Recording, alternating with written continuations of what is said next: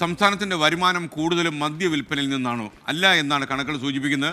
ആകെ നികുതി വരുമാനത്തിന്റെ 4% മാത്രമാണ് മദ്യവിൽപ്പനയിലൂടെ ലഭിക്കുന്നത്. എന്നാൽ ലോട്ടറി സംസ്ഥാന വരുമാനത്തിന്റെ ഏറ്റവും പ്രധാനപ്പെട്ട ഘടകങ്ങളിലൊന്ന്. മദ്യം ഇങ്ങനെ ഒഴുകി അതിന്റെ ഭാഗമായുള്ള വരുമാനമാണ് കേരള ഗവൺമെന്റിന് മറ്റൊരു മേഖലയിലും ഇല്ല എന്നാണ് റിസർവ് ബാങ്ക് ഓഫ് ഇന്ത്യ ഒരു കണക്ക് പ്രസിദ്ധീകരിക്കുകയുണ്ടായി.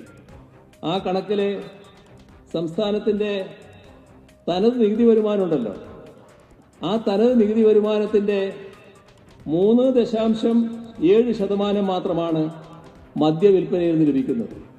ഇത് കേരളം. ഒന്ന് അപ്പുറം ഒന്ന് കടന്നോളി, കർണാടകയിലേക്ക്. അവിടെ 21% മദ്യത്തിൽ നിന്നുള്ള വരുമാനം. അപ്പൊ എങ്ങനെയാണ് കേരളത്തിൻ്റെത് വലിയ മദ്യവരുമാനമാണെന്ന് പറയാൻ പറ്റുക?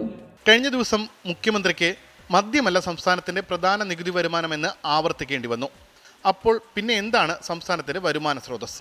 സംസ്ഥാന വരുമാനത്തിന്റെ പ്രധാന ഘടകം തനത് നികുതിയാണ്. കണക്ക് പ്രകാരം 2023-24 സാമ്പത്തിക വർഷത്തിൽ 74,329 കോടി രൂപയാണ് ആകെ തനത് നികുതിയായി സർക്കാരിന് ലഭിച്ചത്.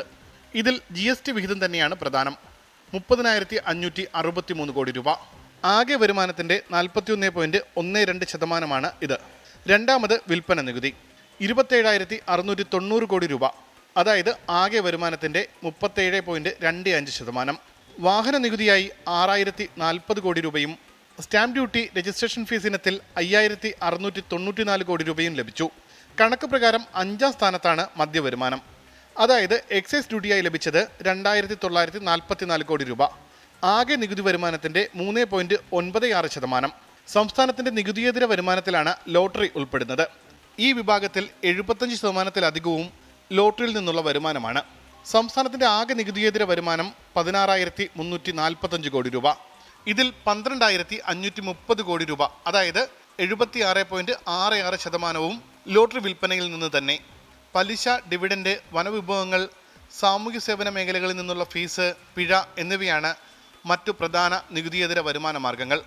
ഇവയ്ക്കൊപ്പം കേന്ദ്രത്തിൽ നിന്നുള്ള ഫണ്ടുകൾ കൂടി ചേർത്താണ് സംസ്ഥാനത്തിന്റെ ആകെ വരുമാനം കണക്കാക്കുന്നത്.